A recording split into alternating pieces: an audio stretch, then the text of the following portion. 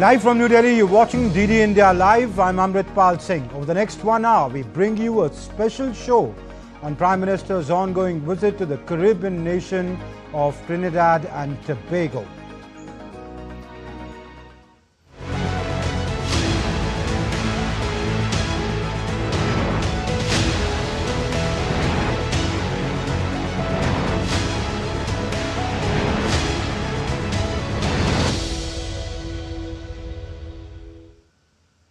Prime Minister Narendra Modi landed in Trinidad and Tobago early this morning as part of his 5-nation tour.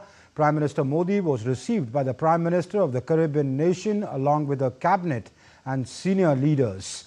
Prime Minister Modi received a special welcome in Port of Spain, the capital of Trinidad and Tobago. The Prime Minister is in TNT for a 2-day official visit.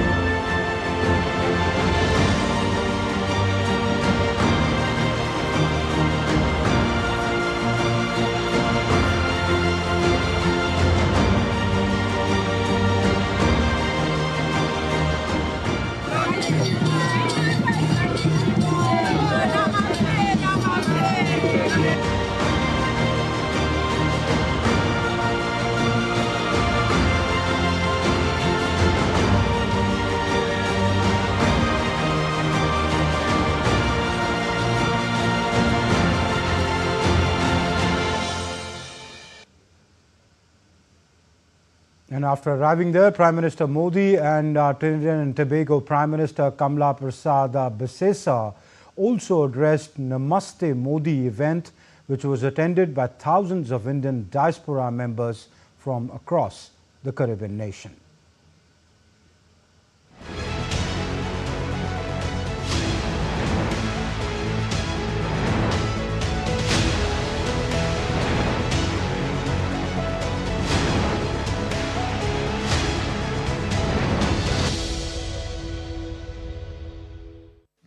A rousing welcome for Prime Minister Narendra Modi as he landed in Trinidad and Tobago. In a special gesture, Prime Minister was received by Kamla Prasad Bharati, the Prime Minister of Trinidad and Tobago, along with the members of her cabinet and several other dignitaries. Prime Minister arrived in Port of Spain on the second leg of his 5-nation tour in Africa and Latin America. Prime Minister was accorded a ceremonial guard of honor and welcomed with special cultural performances.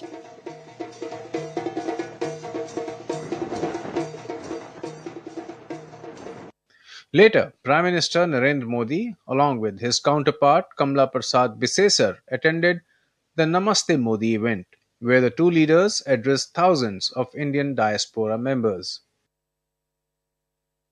At the event, Prime Minister of Trinidad and Tobago also announced nation's highest honor to Prime Minister Narendra Modi. Through your benevolence with the vaccines initiative 4 years ago, when COVID-19 pandemic brought the world to its knees, while some other countries were hoarding medical supplies, you, sir, you ensured that vaccines and supplies reach even the smallest nations, including Trinidad and Tobago.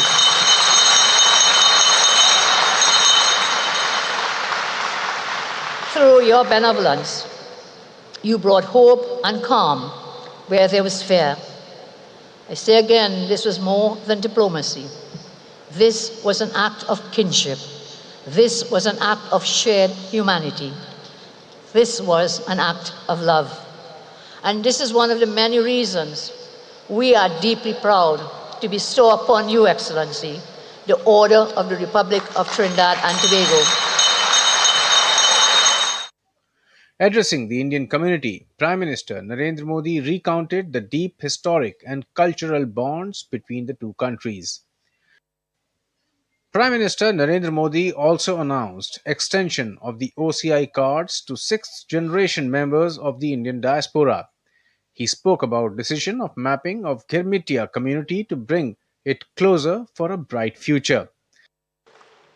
I am happy to announce that OCI cards will now be given to the sixth generation of the Indian diaspora in Trinidad and Tobago.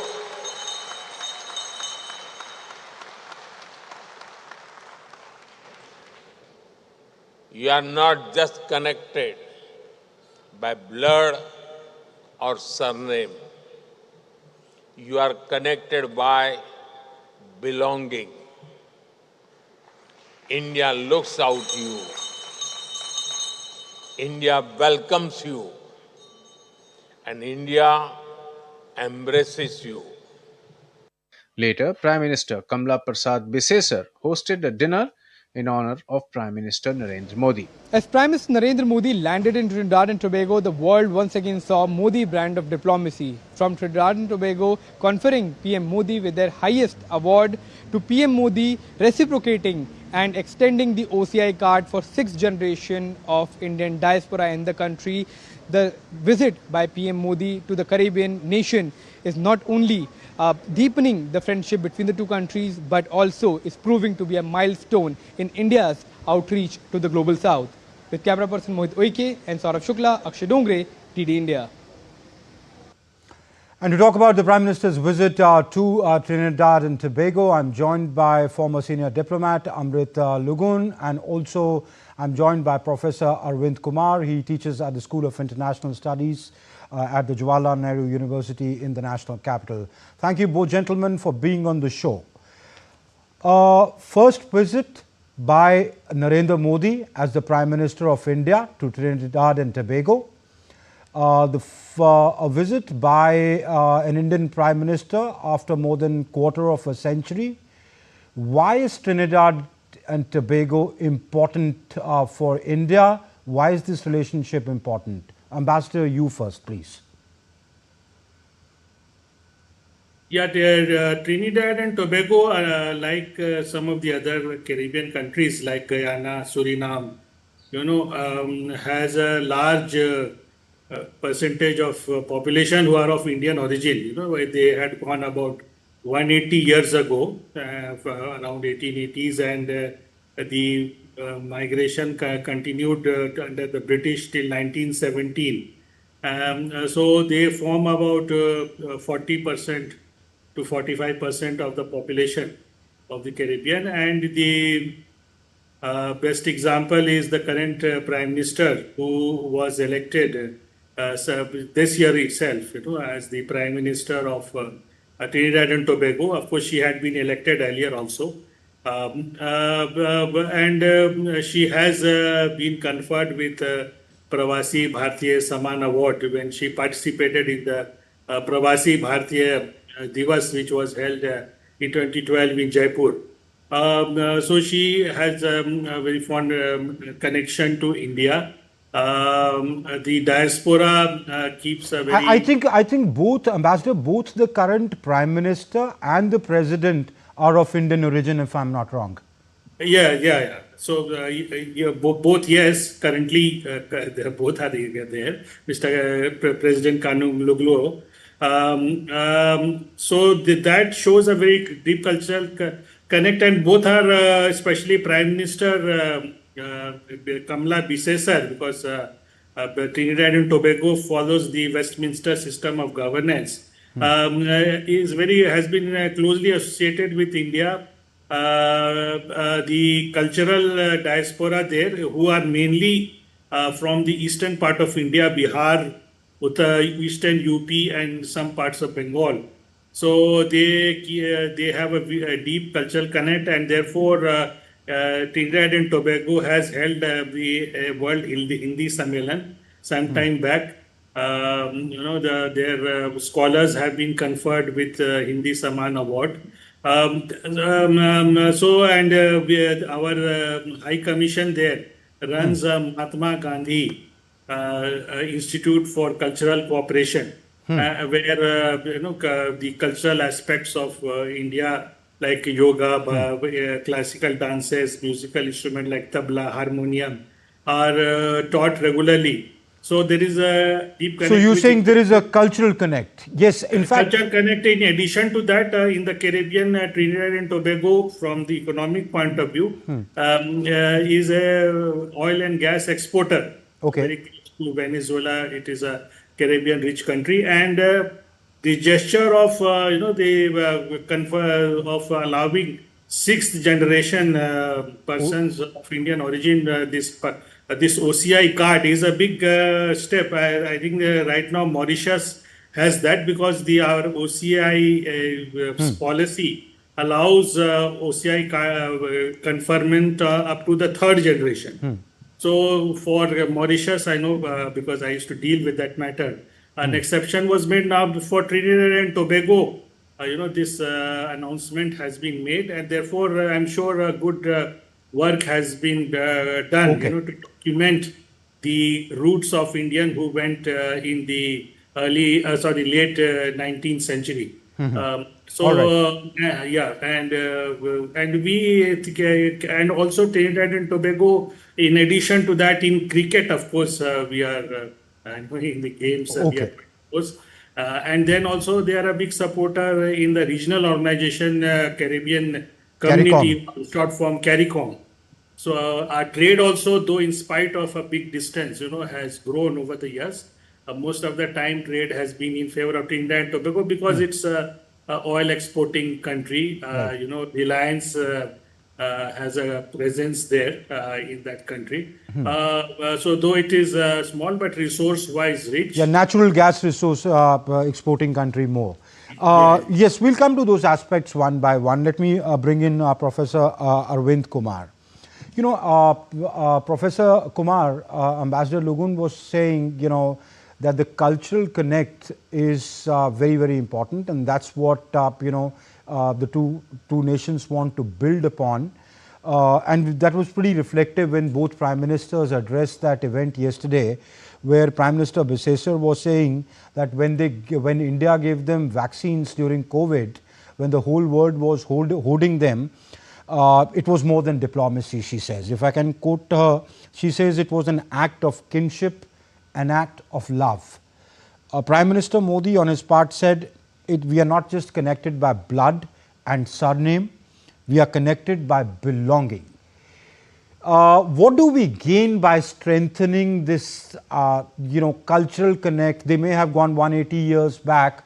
What are the benefits in terms of diplomacy by strengthening these bonds? Well, I think it's a very important question you have asked. See, now the time has come for India to engage with all the members of Global South. And perhaps this is going to be very important beginning, especially in Caribbean, where India has attempted to engage with Trinidad and Tobago after far too many years. The larger question basically, which is very important in the current context, that how India is going to leverage its diplomatic interest. And in what ways India and Trinidad and Tobago can engage. Because 40% of Trinidad and Tobago's population are all Indians. And in that context, in fact, if you go back and see the history, during the middle of the 19th century, all these indentured labor started migrating to Trinidad and Tobago. And see the number now, they have reached to 40%. And obviously, the way Prime Minister Modi basically addressed them and the way basically he honored them. If you see the whole Grimitia's legacy was honored by Prime Minister. So I think this shows India's commitment that how best India can emerge as a voice of Global South. And India cannot afford to neglect any of the countries in Caribbean. So this is the beginning. You see the very good selection of Prime Minister Modi's visit to 5 countries in this foreign visit. I think that shows that India is very committed, that how best India can obviously become some sort of a country which could really address the larger problems which these many countries are confronting with. So I think this is a beginning, especially in terms of India's diplomatic outreach and how that could really give dividends, and obviously will create win-win situation, I think, for both India and Trinidad and Tobago. Okay. Let me, go back to Ambassador Lukun. Ambassador, you've been a career diplomat. You understand these things better than any one of us. I mean, love, kinship, belongingness, all that is very good. But you have, diplomacy is rooted in shared interests. Unless you take the relationship, build upon the cultural connect that you have, but unless you take them to hardcore trade, to developmental partnership, the relationship does not go to the next level, it does not solidify. If you look at the trade figures, a mere 341.61 million in the last financial year. Some may argue for a small nation that's not bad, but there is much more potential, especially if we want to emerge as a leader of the global south, not just voicing their concerns at international fora, but actually playing on the ground role when it comes to developmental partnership. That is what India has been trying to do, because the earlier, say 30, 40 years back, to go beyond the cultural connect, distance, because these countries, Latin American, Caribbean, they have a huge distance between the two Yeah, countries. they're very, very far, yes. So that used to put limitations, but over the years, especially after the development of modern shipping and modern communication, easier air travel, and then through the regional cooperation, these handicaps have to a large extent been overcome. And in the 90s, late 90s, I remember the Ministry of External Affairs, looking into towards the new areas, especially after our country opened up. We have been a focus LAC or Latin America Caribbean cooperation was launched, and things have moved faster due to that. And for example, even the multilateral organization, especially in view of the historical and cultural connect, like for example, UNDP had and India had launched a health project program with I think $1 million commitment from under the multilateral scheme for vaccinations, for telemedicine, for setting up health centers in Caribbean. Similarly, the TNT has been looking at India for the setting up of for strengthening their IT center, because they find India to be a very good source for which they can strengthen their IT sector, ICT sector. So these have been overcome by these steps have overcome the distance handicap, and their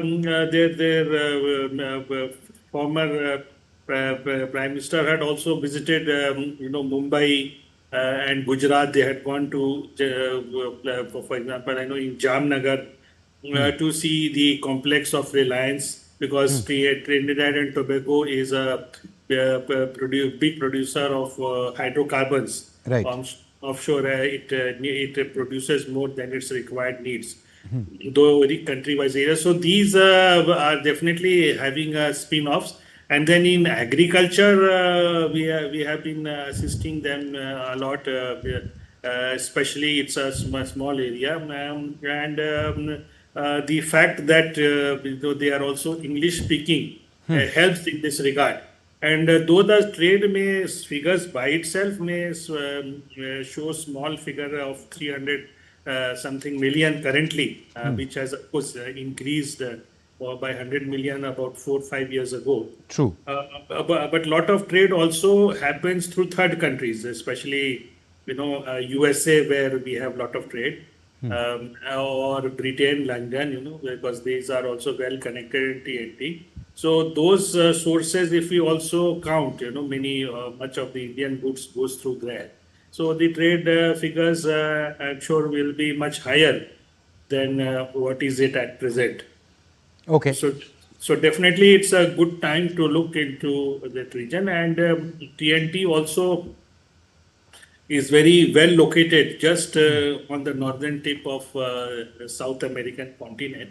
The a big country like Venezuela, Brazil, and whole Caribbean are quite nearby. So if Indian presence is there in TNT and favorable leadership allowing our presence there, then through Trinidad and Tobago we can project our economic and political strength in a wider area. All right. Professor Kumar, it's all very well that there is a big company like Reliance there, and therefore you see these figures, and we import about 221 million, of which major part is the natural gas. But the scope of the relationship can go much further if you include the private sector in terms of SMEs, for example, or developing smaller in healthcare, in high-tech, as the ambassador was saying. Look at what we send them. We send them rolling stocks, parts, accessories, pharmaceutical products, plastics, articles, vehicles. So if you get the SME sector involved, the trade can go much higher. But the biggest roadblock to getting across to the Caribbean is connectivity. Many countries of the Caribbean do not have direct flights till date. So you have to first fly into a bigger country, into in Latin America, and then move up to the Caribbean, or go to the US, fly down to the Caribbean. So that is bringing in, strengthening connectivity will boost trade, wouldn't it?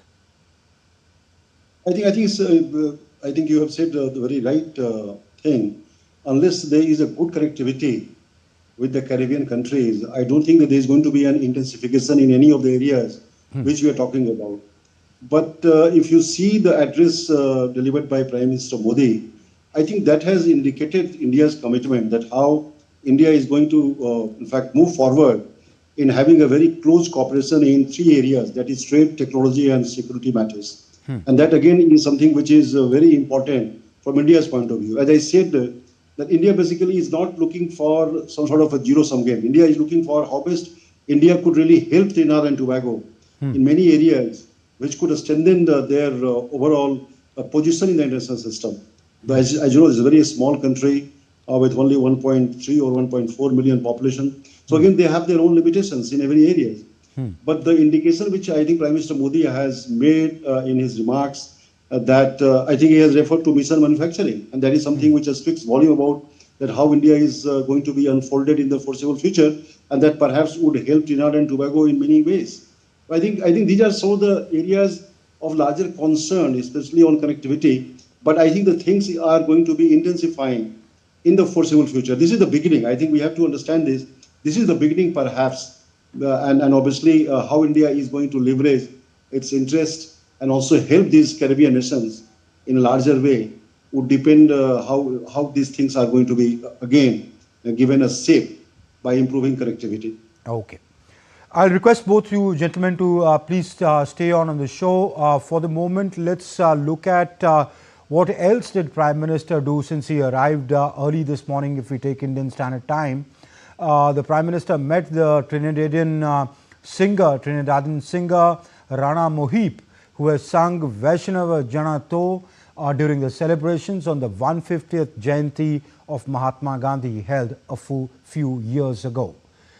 He also retweeted the song on his social media platform X. Let's listen in.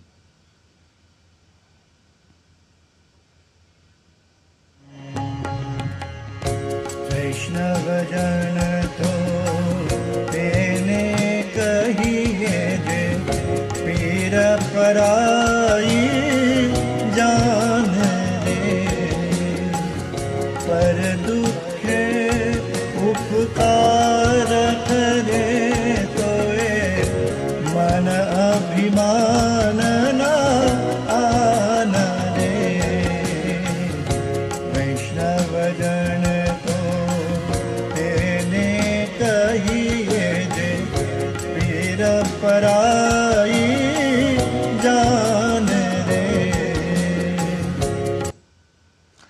And Prime Minister Modi also immersed himself in the rhythm of Bihar's Bhojpuri music, which was performed for him. The performance was a powerful reminder of the deep-rooted historical and emotional ties forged with India and the Caribbean.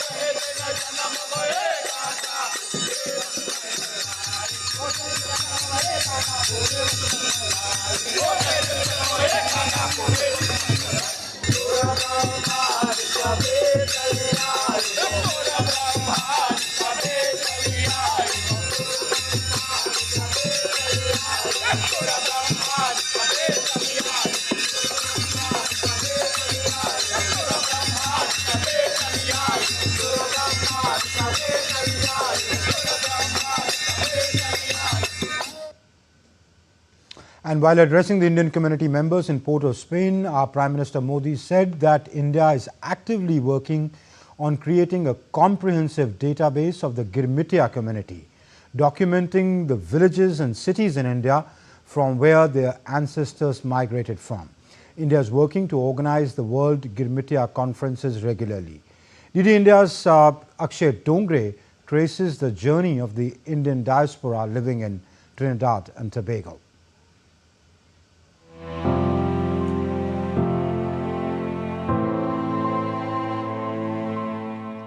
On May 30th, 1845, the Fath al-Razak arrived at Trinidad carrying 225 Indian indentured laborers or Girmitias, the dawn of a transformative chapter in the twin island nation's history.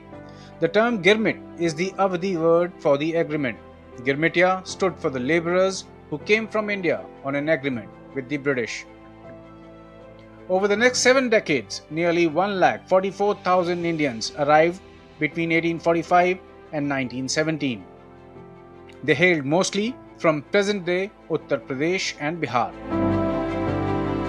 1845, Fath al-Razak arrives in Trinidad and Tobago with 225 Indians. 1845 to 1917, 1,43,939 indentured laborers landed.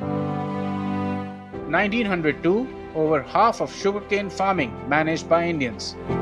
1962, diplomatic ties formalized post-independence. 2025, Indo-Trinidadians and Tobagonians form approximately 42% of the total population.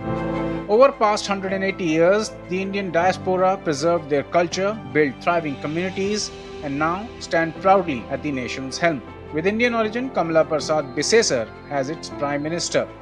Clearly, though the Indian diaspora in Trinidad and Tobago had a hard landing on the nation's shores, it has weathered many a storm to emerge at the top of its society. Primarily, our forefathers came from Bihar and Uttar Pradesh, and they brought with them a lot of folk traditions, including their Ramcharitamanas, which is still hugely popular here in Trinidad and Tobago. Our forefathers were simple but profound persons. They were simple in the skills that they came with, but they were very profound in the value system that they came with. In fact, in his address to the members of Indian diaspora in Port of Spain, Prime Minister also underscored that India would be supporting several initiatives to nurture the Girmitia legacy.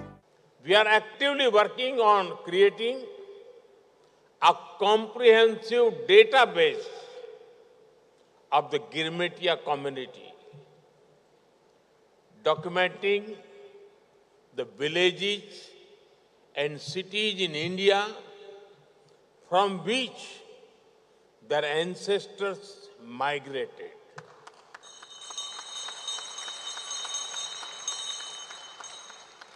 Identifying the places where they have settled, studying and preserving the legacy of the Girmitia ancestors, and working to organize World Girmitia conferences regularly.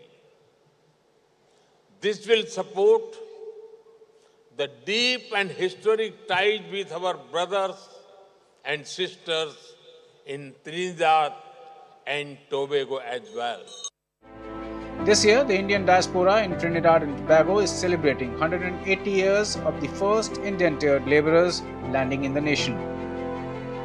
From the first ship across the oceans to the halls of governance, this diaspora has redefined identity and nationhood. Their journey embodies survival, adaptation, and leadership. Akshay Dongre's report from Port of Spain, Trinidad and Tobago. So the Prime Minister stressing on the connect that we have with about half the population, 40 to 45% of the population of Trinidad and Tobago is of Indian origin, and that's a sizable population in any other country. And given the fact that they've preserved their traditions over six generations is amazing, isn't it, Professor Arvind Kumar? I think you're absolutely correct. I think that is something which one has to acknowledge, that how in fact the legacy, the Grimitia's legacy is becoming more and more strong there, and the way they really have preserved the cultural traditions and every Indian values there. And obviously that is helping them to understand about the overall importance and relevance of India. Okay.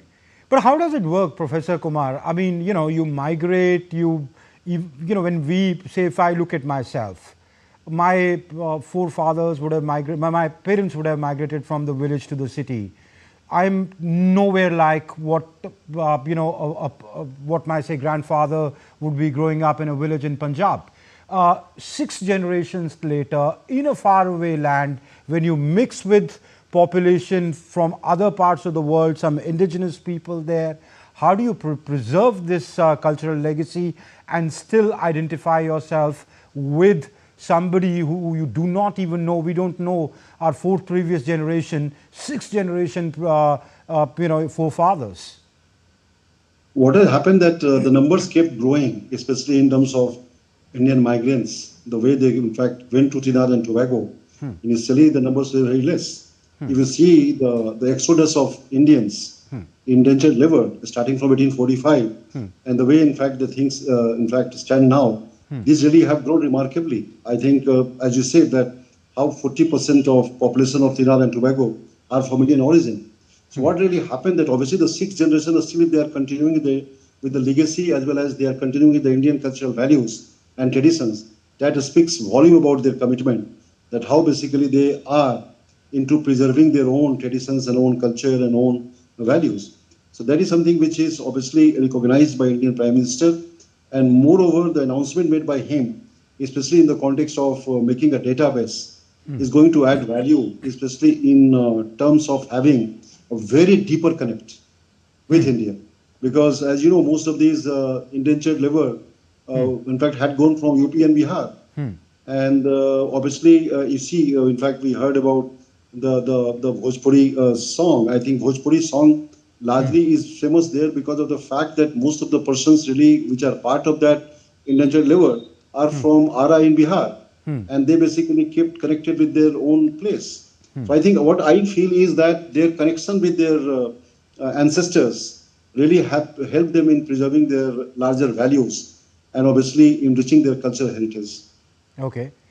Let me go to Ambassador Lugun. Ambassador, you've been, as I said, been a career diplomat, you've served around the world, especially where the Indian diaspora is there, this Girmitia community, teaching them Hindi, Sanskrit or the Ramayana circuit, etc. has its own benefits. But really when you get them back here, help them to trace their roots, tell them that, look, this is the village that your great grandfather went from, and he must have taken the ship. Then they actually see, come visit, actually see and connect. And that is where you can build upon this connect and strengthen this connect and then leverage it to your advantage. Do you think this effort now needs to be strengthened, as the Prime Minister mentioned, but it needs to be worked on a war footing if we need to leverage this huge diaspora that we have abroad?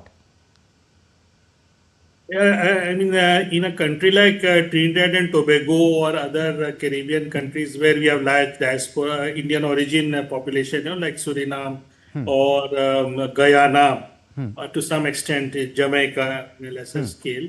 I mean, these countries, have been out for a very, very long time. They are in their fifth and sixth generation. And earlier, if you see 50 years back, 60 years back, the communication for such a long distance was not easy. The air connectivity only started that too with a short haul aircrafts sometimes in the 80s, late 70s, 80s.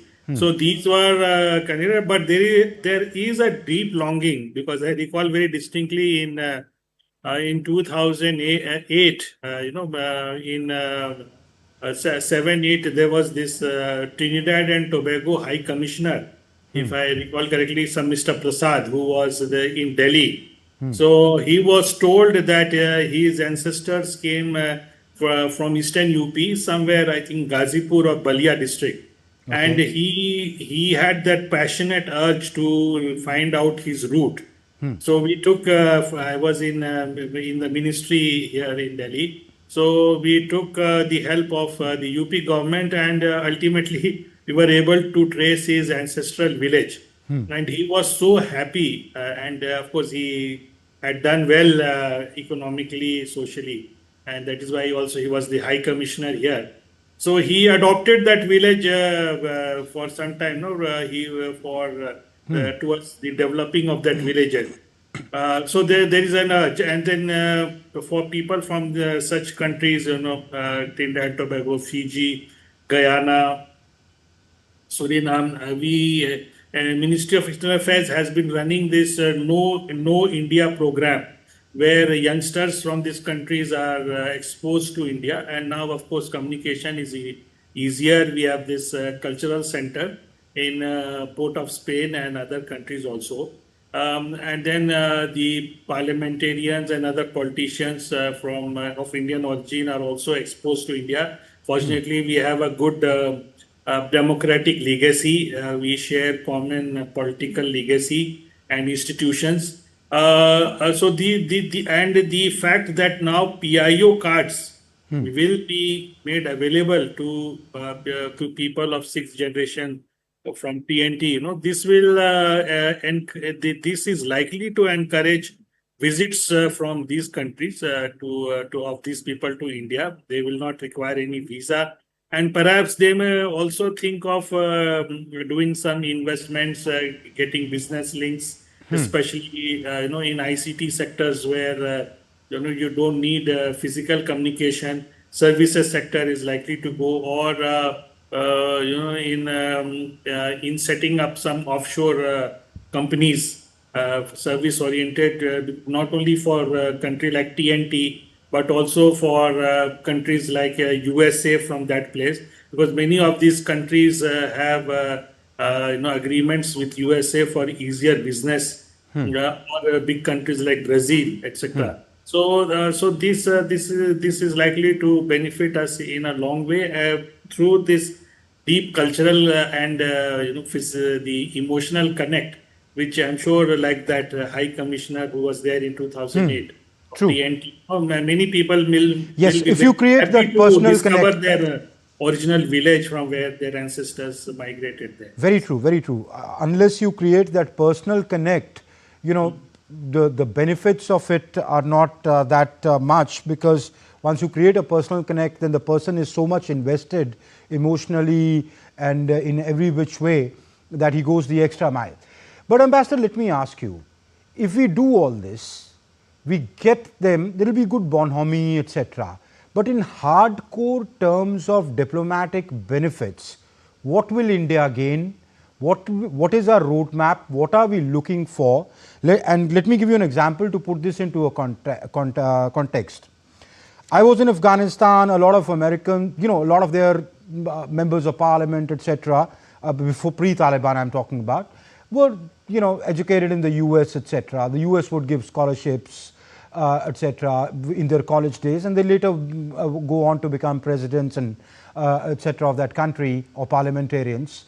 So I was talking to an American diplomat. He said, when we give them because they get so much more invested in us. So we have our strategic interests, and so that's how it plays out in the long term. What is India looking at? How is India looking at leveraging this in the long term, in terms of actual benefits? Yeah, so India is also, though of course compared to a country like USA, that means our pockets are still not that deep. Though of course India is in a better position than say compared to 25 years ago. For example, the India Technical Economic Cooperation (ITEC), where short-term training programs are offered. So for a country like Trinidad and Tobago, which is just 1.3 million population, the number of slots has increased for human resources tremendously. I think last year they were offered, if I'm not mistaken, 85 slots. Yeah, 85 slots, yes. Yeah. They have been, exposed under No India program. Our presence through, I think, this UNDP, India Health program, where health centers have been built. Then ICT centers, then a big company like Reliance, being involved in the biggest resource which they have, which is hydrocarbon. So our presence is growing, and also TNT is also active member of this 15-member CARICOM, Caribbean community, which is headquartered in Georgetown. So, by goodwill through Trinidad and Tobago, it helps also in the larger regional body. And then cricket, with the countries like TNT, where we have this common legacy of cricket. Yeah. Brian Lara, person like, came and when West Indies, of which Trinidad and Tobago is a part, they hosted this World Cup some time ago. India had gifted that cricket stadium in Georgetown, and had also set up this this communication center for that. So we are slowly building a relationship, and fortunately the development and communication is helping to shorten the distance, which otherwise physically is quite challenging. Okay. Professor Kumar, would you like to come in, because Ambassador shared a practitioner's perspective. You look at these things as an academic. What are the benefits that accrue from strengthening these bonds, short term, medium term, long term? I think this is going to be very important from India's point of view, that how, in fact, by this diplomatic engagement with Trinidad and Tobago, I think India could really reflect its larger interest in the global south. So as I said, this is the beginning, especially in the context of India's approach in fact, the Caribbean countries. The larger interest, if you see, I think, as I said, that India obviously would like to create win-win situation, and obviously trade, security, and technological cooperation is going to be the key, especially in enhancing the bilateral ties. India reflected its larger strength in missile manufacturing. It also, in fact, reflected how India's defense exports really have increased by 20%. Prime Minister made it very categorical, and highlighted a lot of the areas which is perhaps going to be very important for Trinidad and Tobago. And obviously, India, in fact, is going to be accepting the responsibility in terms of not only dealing to the requirement of the Caribbean countries, but also seeing that how there could be some way by which Global South, the larger voice of Global South is heard, and how India is also going to assume the leadership of the Global South. I think these are the ways by which India only will reflect its larger political role, economic role, and obviously that perhaps would add value to India's aspiration to be seen as a very responsible player in the international system. Absolutely. As India's stature grows, as it takes on, plays a greater role in world affairs, its power projection, its reach to the global, outreach to the world, India would definitely accrue benefits from building on its strengths. But one thing, we talk about, Ambassador was talking about cricket, we spoke about trade, we talk about the cultural connect, etc. we forget is music. The Caribbean music is something which is, which rings a bell with many in India, the Indian music there. In fact, my colleague who's traveled there, Akshay Dongre, spoke with singer Rana Mohib after his meeting, after he met Prime Minister Modi in Port of Spain. Let's listen in. We have Rana Mohibji here. Prime Minister Narendra Modi tweeted about him, about meeting him. So let's go and talk to him about his experience. Sir, Prime Minister is here. How was your experience meeting him? Well, truly a great experience. In 2018, I was approached by the Indian High Commission here in Trinidad to sing this bhajan, one of course, Mahatma Gandhi's favorite bhajan. And they did the recording. I sent it to India, and they sent it to India actually. And then I was so overwhelmed when I saw that, the Prime Minister of India, Modi ji ne usne tweet kiya Twitter mein, and then I was really elated to know that. Can you recall any conversation, part of the conversation you had with the PM? Sure. Well, he said first he recognized that I was the one who did that bhajan, and then he introduced me to the person next to him and said, this is the guy from Trinidad who did the Mahatma Gandhi bhajan back in 2018, that was. And I was really happy to have met him and just share my experience with him. Sir, do you think that Prime Minister's visit to Trinidad and Tobago is going to bring the two cultures together, deepen the ties that we have of hundreds of years old, and bring the people of the two countries together? Sure, definitely. Already we have a lot of ties through the Indian High Commission here. I mean, I was also fortunate to get a scholarship back then through the Indian High Commission. And, we have scholarships, we have a lot of exchange between Trinidad and India. The cultural ties between India and Trinidad and Tobago will further deepen and will continue to prosper, which will deepen the relations between the two countries. With camera person Mohit Oike, Akshay Dongre, DD India. And when Prime Minister Modi met his Trinidad and Tobago counterpart Kamla Prasad Bharati, Prime Minister presented her with a replica of Ayodhya's Ram Temple, also water from the holy Saryu River, along with water from Triveni Sangam. He presented this to Prime Minister Bharati.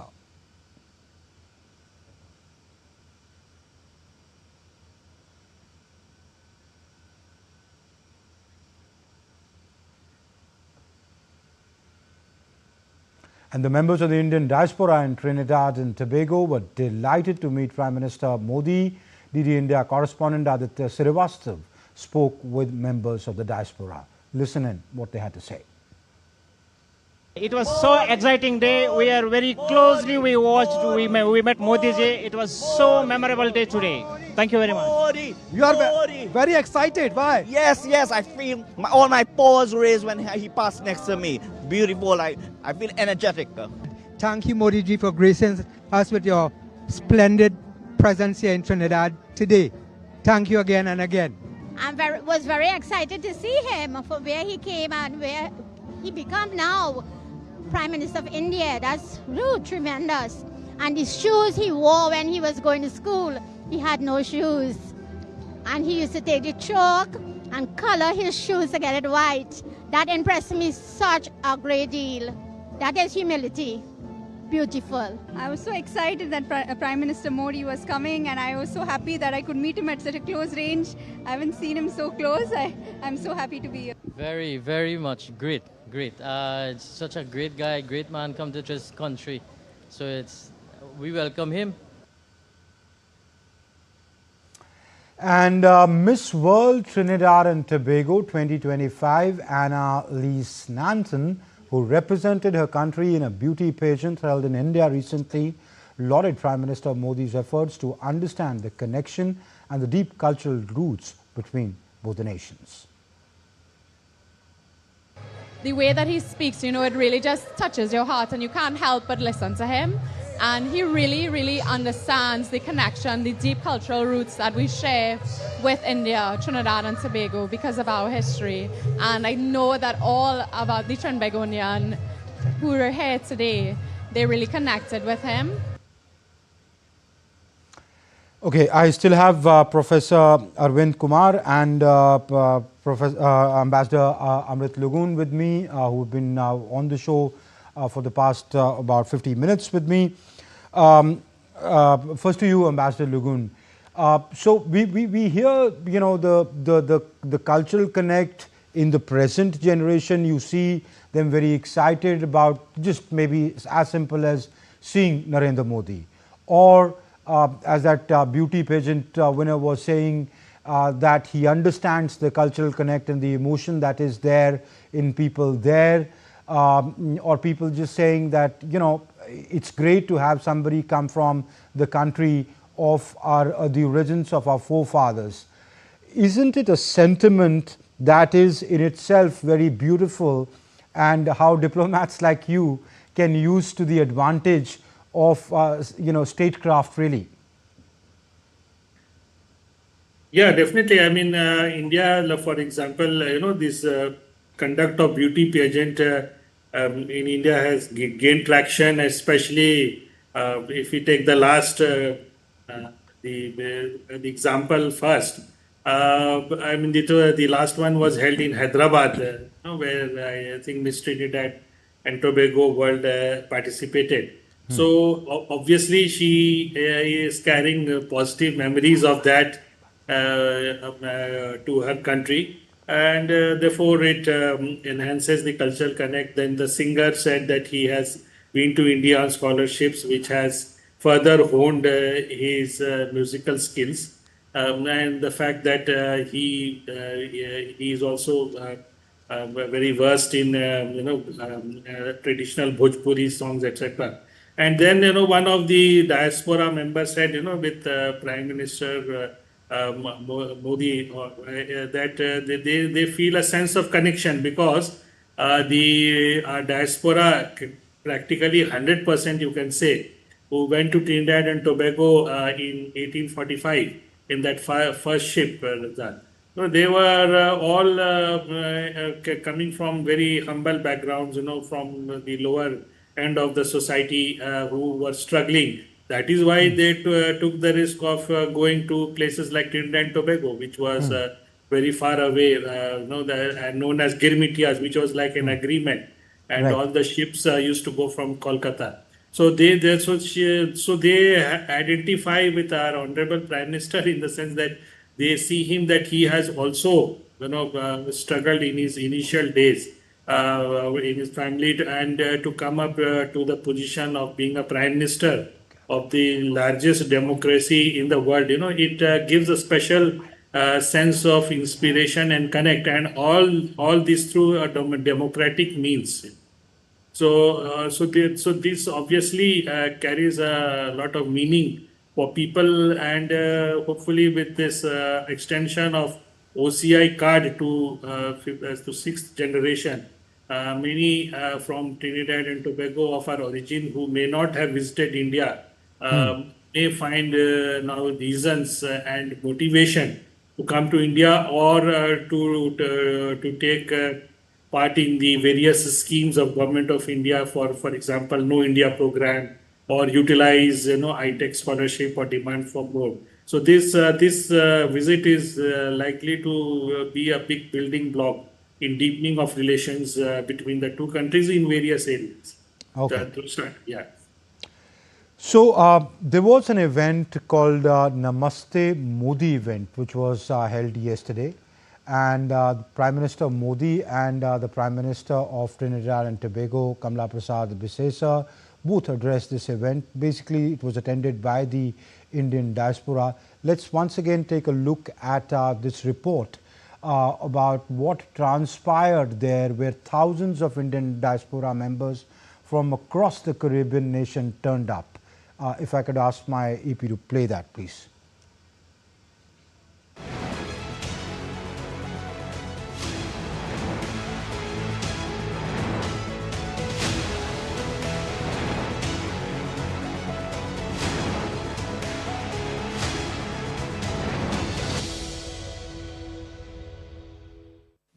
A rousing welcome for Prime Minister Narendra Modi as he landed in Trinidad and Tobago. In a special gesture, Prime Minister was received by Kamla Prasad Bharati, the Prime Minister of Trinidad and Tobago, along with the members of her cabinet and several other dignitaries. Prime Minister arrived in Port of Spain on the second leg of his five-nation tour in Africa and Latin America. Prime Minister was accorded a ceremonial guard of honor and welcomed with special cultural performances.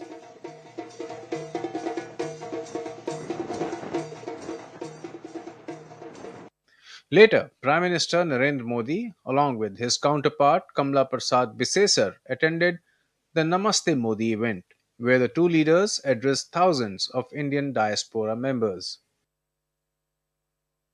At the event, Prime Minister of Trinidad and Tobago also announced nation's highest honor to Prime Minister Narendra Modi. Through your benevolence with the vaccines initiative 4 years ago, when COVID-19 pandemic brought the world to its knees, while some other countries were hoarding medical supplies, you, sir, you ensured that vaccines and supplies reach even the smallest nations, including Trinidad and Tobago.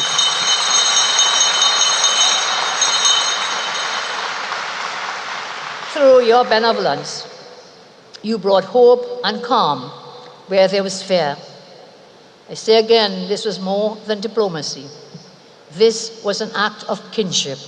This was an act of shared humanity. This was an act of love. And this is one of the many reasons we are deeply proud to bestow upon you, Excellency, the Order of the Republic of Trinidad and Tobago. Addressing the Indian community, Prime Minister Narendra Modi recounted the deep historic and cultural bonds between the two countries. Prime Minister Narendra Modi also announced extension of the OCI cards to sixth-generation members of the Indian diaspora. He spoke about decision of mapping of Girmitia community to bring it closer for a bright future. I am happy to announce that OCI cards will now be given to the sixth generation of the Indian diaspora in Trinidad and Tobago.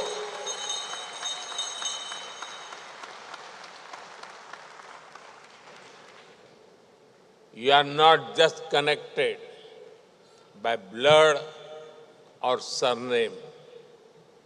You are connected by belonging. India looks out to you.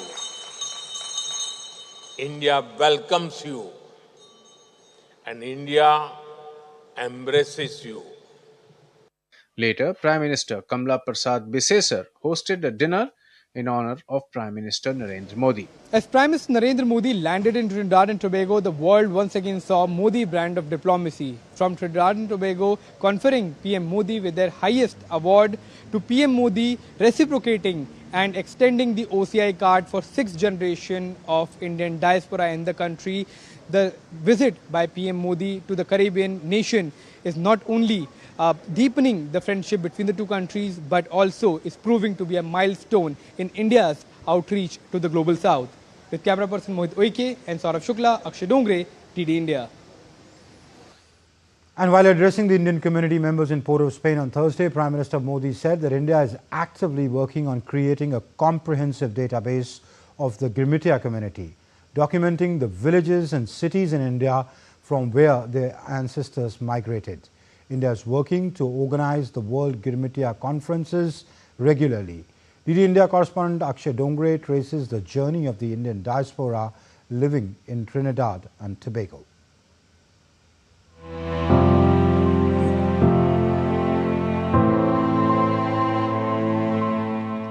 On May 30th, 1845, the Fatal Razak arrived at Trinidad carrying 225 Indian indentured laborers or Girmitias, the dawn of a transformative chapter in the twin island nation's history. The term Girmit is the Avadi word for the agreement. Girmitia stood for the laborers who came from India on an agreement with the British. Over the next 7 decades, nearly 1,44,000 Indians arrived between 1845 and 1917. They hailed mostly from present-day Uttar Pradesh and Bihar. 1845, Fadl Razak arrives in Trinidad and Tobago with 225 Indians. 1845 to 1917, 1,43,939 indentured labourers landed. 1902, over half of sugarcane farming managed by Indians. 1962, diplomatic ties formalized post-independence. 2025, Indo-Trinidadians and Tobagonians form approximately 42% of the total population. Over past 180 years, the Indian diaspora preserved their culture, built thriving communities, and now stand proudly at the nation's helm, with Indian origin Kamla Prasad Bisesar as its Prime Minister. Clearly, though the Indian diaspora in Trinidad and Tobago had a hard landing on the nation's shores, it has weathered many a storm to emerge at the top of its society. Primarily, our forefathers came from Bihar and Uttar Pradesh, and they brought with them a lot of folk traditions, including their Ramcharitamanas, which is still hugely popular here in Trinidad and Tobago. Our forefathers were simple but profound persons. They were simple in the skills that they came with, but they were very profound in the value system that they came with. In fact, in his address to the members of Indian diaspora in Port of Spain, Prime Minister also underscored that India would be supporting several initiatives to nurture the Girmitia legacy. We are actively working on creating a comprehensive database of the Girmitia community, documenting the villages and cities in India from which their ancestors migrated.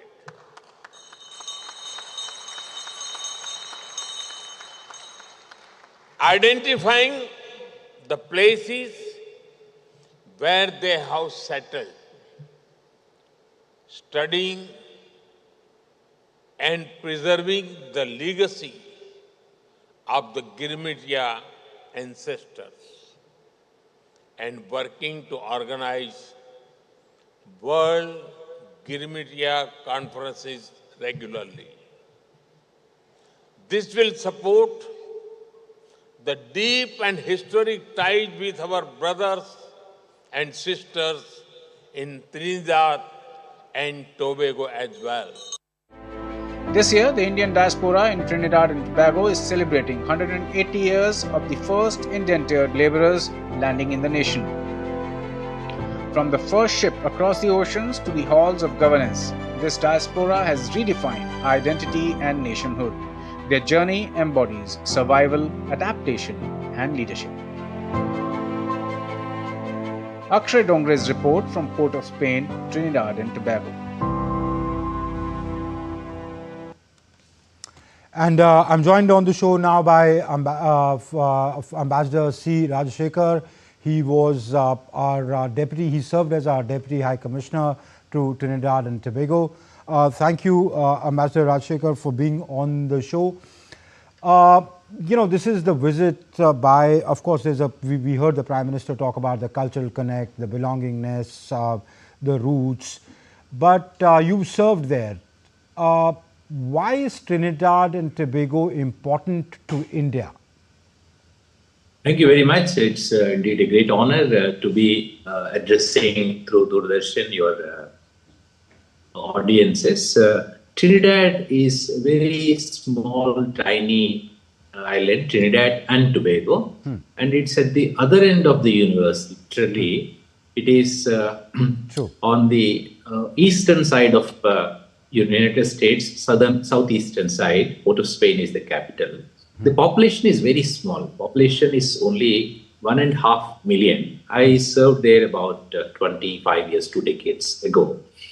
And what is very striking is, although Indians went from Bihar and Uttar Pradesh, went all the way to the other end of the universe, literally 180 years ago, they have retained Indianness. They may be out of India, but India is not out of them. So they hold Ramcharitmanas very dearly. They follow all our rituals. Even I would say, with all humility, that they are more faithful than us. I will give you a small example that there is a very fiery journalist and lawyer, Anand Ram Lugun. Anand Ram Lugun is a name of a very prominent young journalist there. So we sent him at the invitation of the Government of India. And here when they came, I told a friend of mine, please look after him. He's a dear friend of India.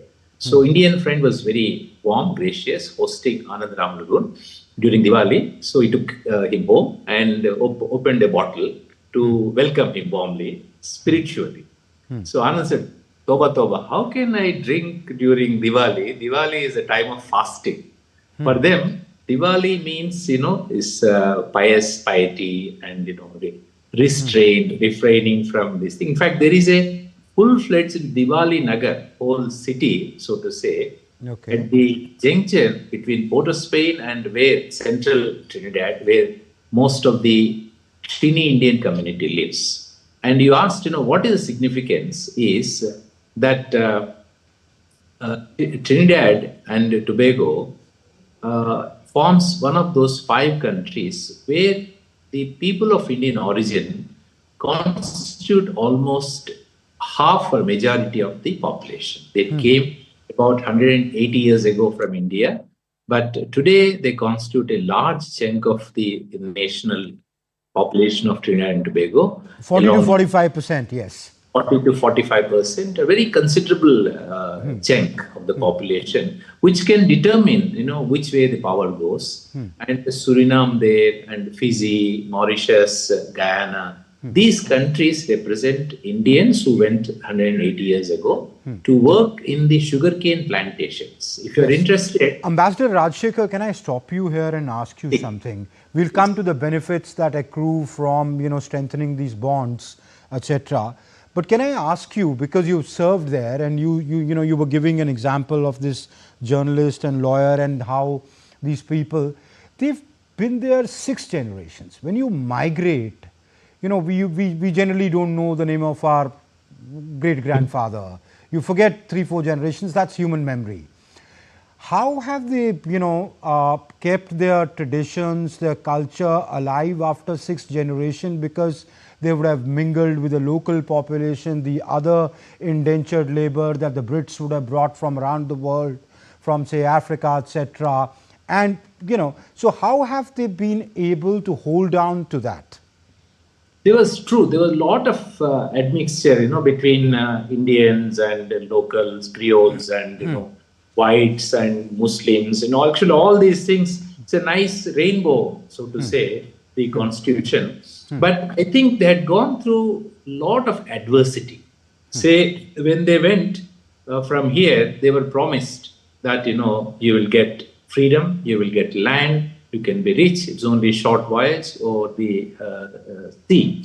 But actually turned out that for the gender, for every 4 or 5 men, there was only 1 woman, and most of them perished in a long voyage of disease, infections and all. When they went there, they realized that they were brought actually to break the strike of the newly liberated Africans. So you may recall that slavery was abolished. When slavery was abolished, the Africans who were slaves till yesterday, they demanded fair wage. And the colonial masters, the plantation owners, did not want to grant them fair wage. Then the newly liberated slaves went on strike.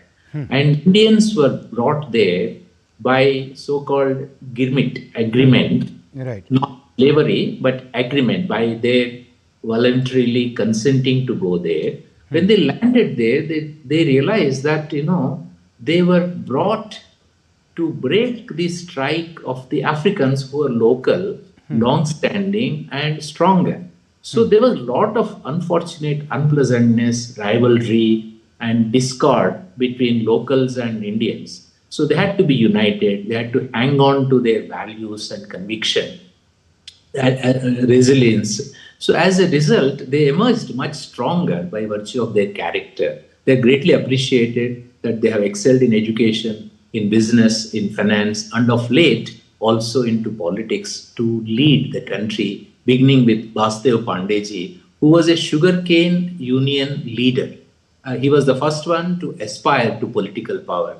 And then Kamala Biseswar, the present Prime Minister, is truly inspiring that she was not only Prime Minister second time, and she was also the head of the Commonwealth, 50 nations. She was the head of governments of Common. Okay. Let me bring in Dr. Aprachita Kashyap. She teaches at the School of International Studies at JNU. Thank you, Dr. Kashyap, for joining us. I am looking for something. Give me a moment, please. Okay. I was looking for the quote which Prime Minister Modi and Prime Minister Biseswar gave while addressing the Indian community event yesterday. So Prime Minister Biseswar said, she was talking about, when India extended help to Trinidad and Tobago during COVID with vaccines. She said while the whole world was holding, India extended help and gave them vaccines. Her exact quote was, "It was more than diplomacy. It was an act of kinship. It was an act of love." The Prime Minister also spoke at the same event. The event was called Namaste Modi event. He said, "We are not just connected by blood and surname. We are connected by belonging." When, as Ambassador Rajshekhar was saying, you have a sizable Indian population of about 40 to 45%. So that's a dominant Indian community. How can we leverage that to the Indian advantage? It may not sound very good to ask that, but that's what hardcore diplomacy is about. Strengthening these bonds to work them to your advantage. Thank you for having me here. The first thing that I would like to highlight that how India can leverage its cultural connect is through, apart from trade aspects or encouraging tourists or visits by the Trinidadians, Indo-Trinidadians and Tobagonians to India. The other aspect that we should look at is the initiation of remittances. And if remittances start coming from the community, the Indian community in Trinidad and Tobago, it's going to be a sizable proportion. Remittances, really? Remittances are sent by people who've gone and wish to come back. Now that is their home. Why would they may invest in your country, but why would they send remittances? I don't remember whom I'm related to 6 generations ago. So whom am I going to send money to my lands back in Punjab, for example? No, so I will just answer your question. There's a tendency to trace their origin, and because of the facilitation of travel, of the extension of OCI card, people are encouraged to come. And I know a few professors and politicians do visit us, and they are so thrilled to go back to their country and trace relationship. So even if it's a small amount, it is going to add to the Indian economy. Okay. One is that. Then we are opening UPI gateway payments. So why? So there is some reason. No? So investments become easier. So if they are encouraged, and the ease of language, the ease of culture, that may encourage them to include, to initiate investment. So these are the two aspects, economic aspects that I can say. Apart from this, then there are academic openings, like India encourages people to come through the ITEC, then the ICCR scholarships, No India programs. So when students come to study here, it's a different level of opening, and the fee rates are differential. So somebody who's studying in an Indian university, who's from India, and those who are coming from outside, they may bring some kind of revenue even to the universities. Okay. But I think that would be small change. Let me bring in Ambassador Rajshekhar. How can we, every objective, the objective of when you go for outreach, of course, you build on your strengths. We have this great, diaspora outside. We should build on our strengths. But what is the end game? What is the objective? and how can the relationship be sustained? They can only be sustained on shared interests, as you, a practitioner of diplomacy, would know better than anybody else. Unless we build on the present day trade, looking at how we can partner, be it developmental partnership, be it increasing the natural gas partnership. So what are the areas that the relationship can be expanded to? Because right now, with about 341 million of trade, if we look at the last year's figures, of which most of it is oil and natural gas that we import, the natural gas that we import from there. What's the scope of expansion, Ambassador?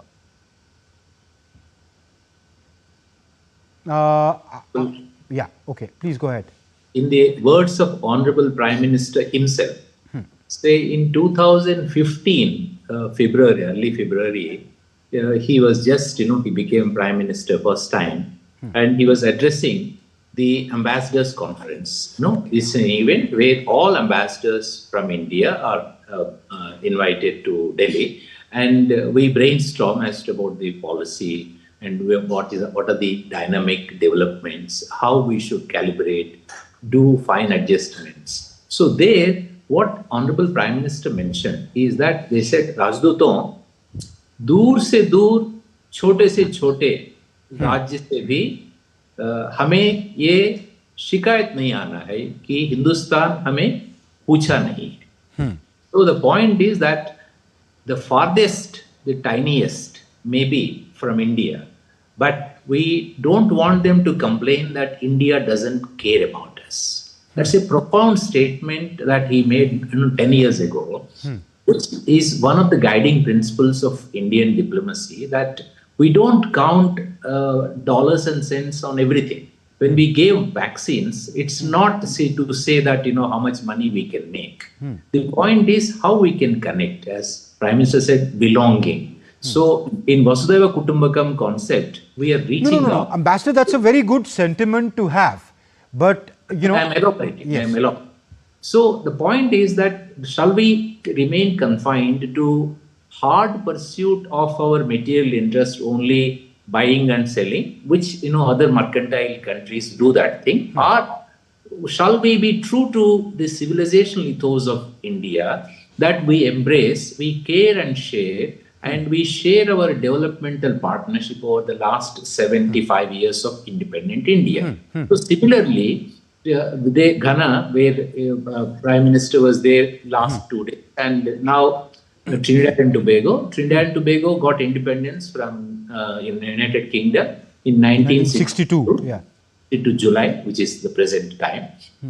So they are also passing through comparable developmental experience. They are also exploring how they can improve the lot of their people. So whether it is health, whether it is education, whether it is digital development, whether it is public united digital payments, unified payments, etc. And all these things, we can be a model for developmental partner. So through that, we can reach out to many other countries also. Trinidad is a very core member of CARICOM, Caribbean Community of Nations. Trinidad has oil and gas, both oil and gas, and we don't need to bring oil and gas from all the way in case of distance. What we can do is we can collaborate, we can produce, we can process, add value, and we can swap. So those countries here which need, can we can swap our capabilities. So there much we can do. What Shakespeare put, all that counts cannot be counted. So in United Nations and international relations, each country, how big, how small, 1 million or 1 billion, all of us have only one vote. We need to project our soft power, that we are not purely pursuing our material interests, but also we take everybody along. This is the message for the Global South, that we put the concerns, aspirations of the Global South at the front and center of global discussions. True, very true. No, I agree with that. I have no dispute with that. But let me bring in Dr. Aprajita Kashyap. Dr. Kashyap, as I was saying, it's a very good sentiment to have, and if we want to assume the role of the leadership of the global South, it's very important to put the concerns, aspirations, needs of the developing world, of the global South at the heart of the narrative, which cannot be run by the advanced world, because most of the population of the world lives in this so-called global South. But then we have to start now moving on to the next level of addressing the needs and playing a part in that, which the ambassador was hinting at, moving into developmental partnerships, etc. When it comes to TNT, what are the areas that we can look at actually affecting the developmental partnership on the ground and strengthening the relationship?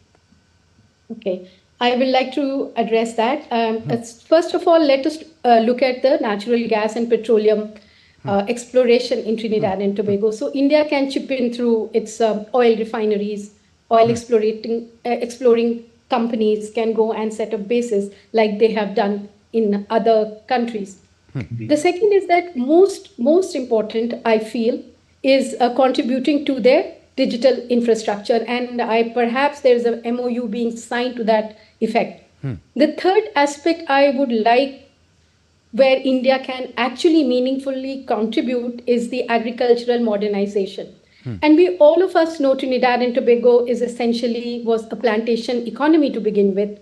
So it's the main essence of their economy is primary products. So they are primary product exporting countries. Whatever way in which India can help in adding value to those primary products is going to be a meaningful partnership.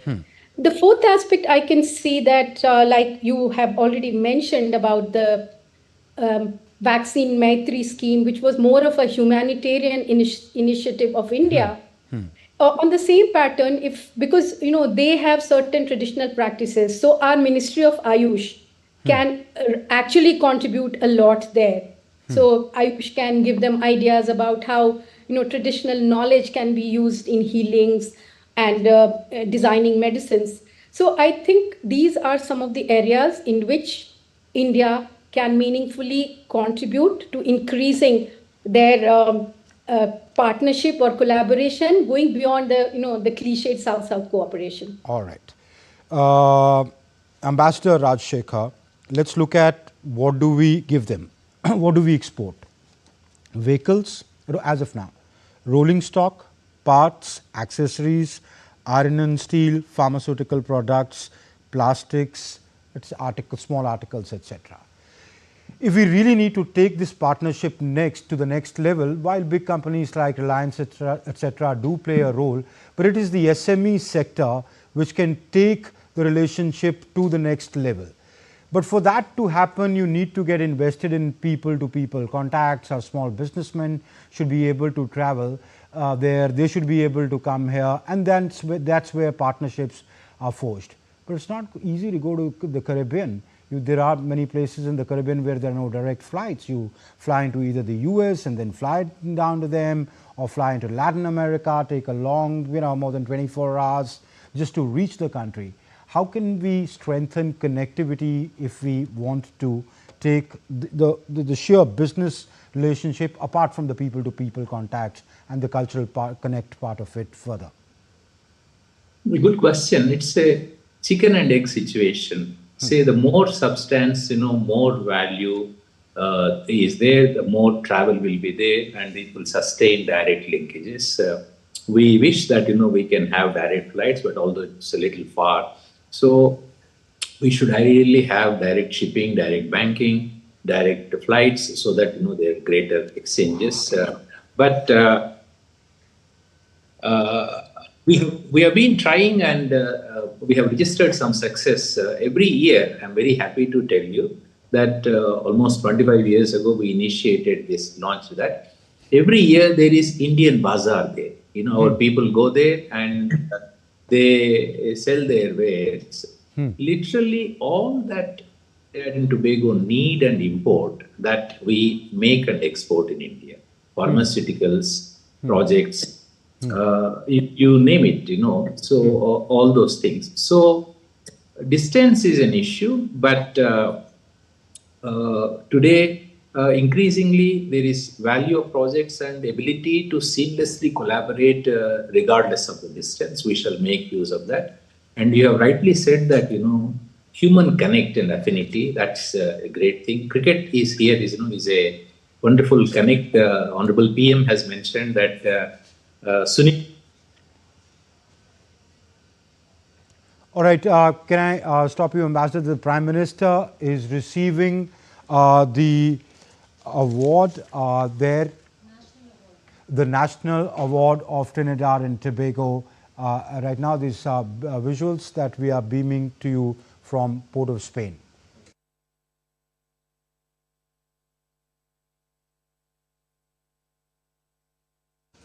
President Kongalu conferred राष्ट्रपति Kristin कंगालू जी, प्रधानमंत्री कमला प्रसाद बिसेसर जी, विशिष्ट अतिथिगण,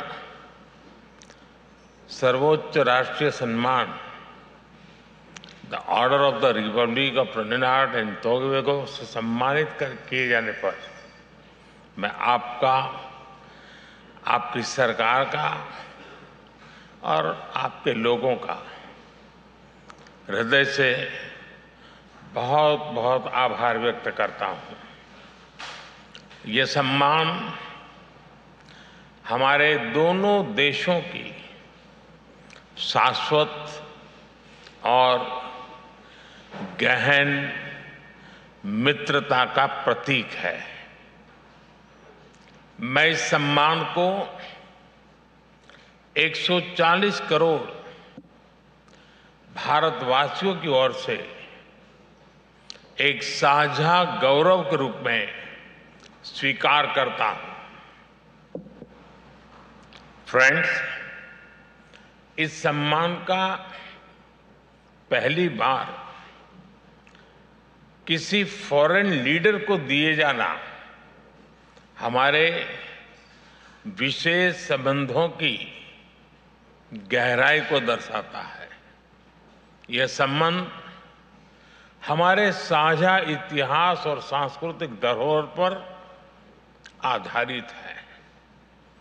180 साल पहले भारत से जो लोग यहां आए थे, उन्होंने हमारी मित्रता की नींव रखी थी।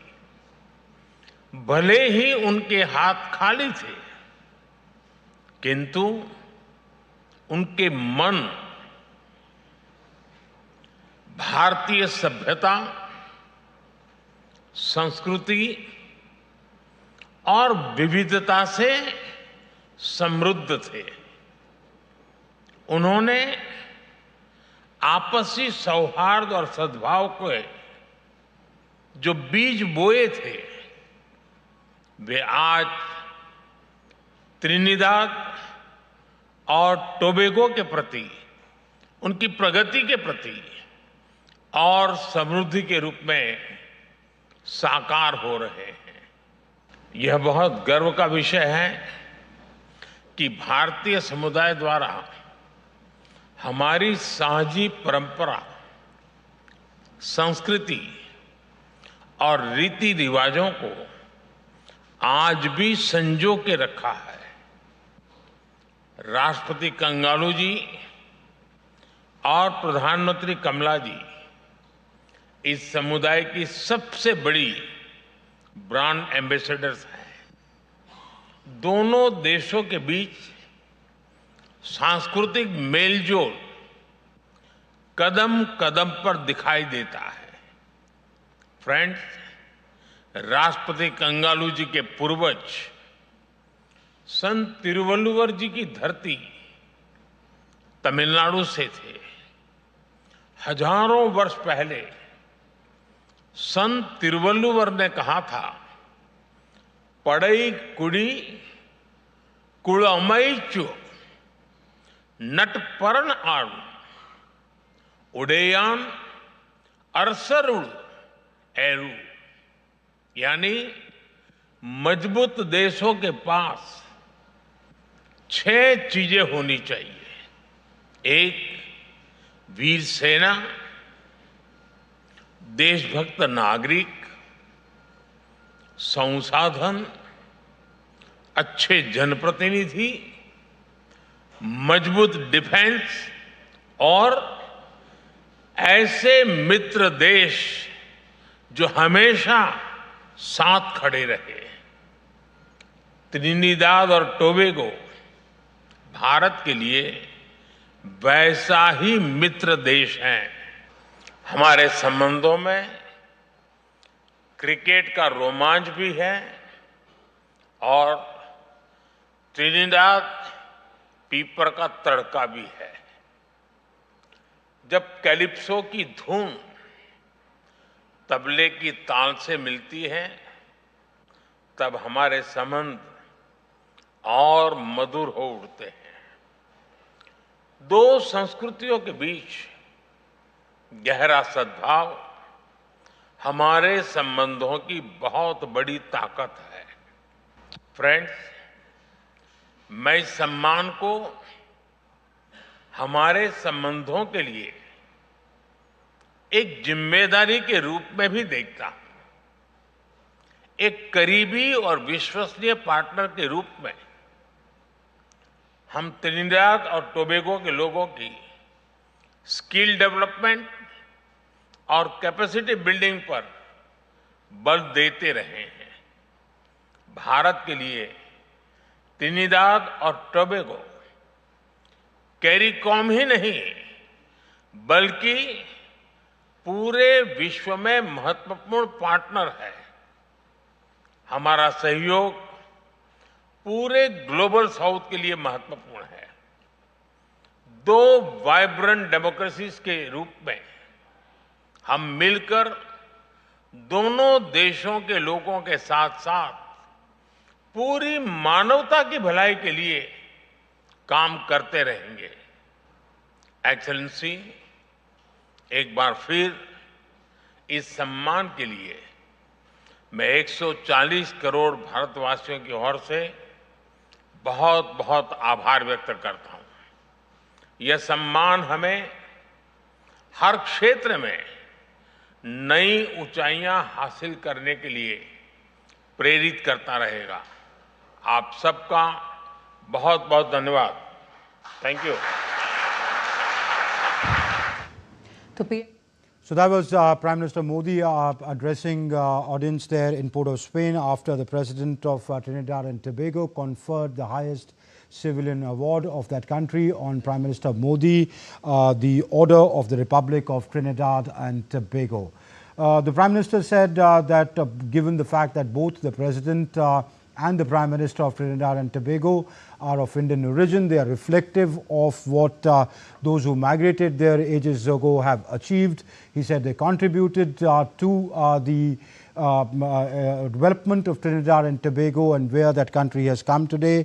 He said this honor that he received by getting this award is reflective of the friendship that exists between the two nations and their peoples. He said it's an honor for not just him, but 140 crore Indians. On that note, I'll take a short break. My colleagues Gautam Roy and Munmun Bhattacharya will be joining you after the break. I would request my guests to stay on for the moment. We'll be back after a short break.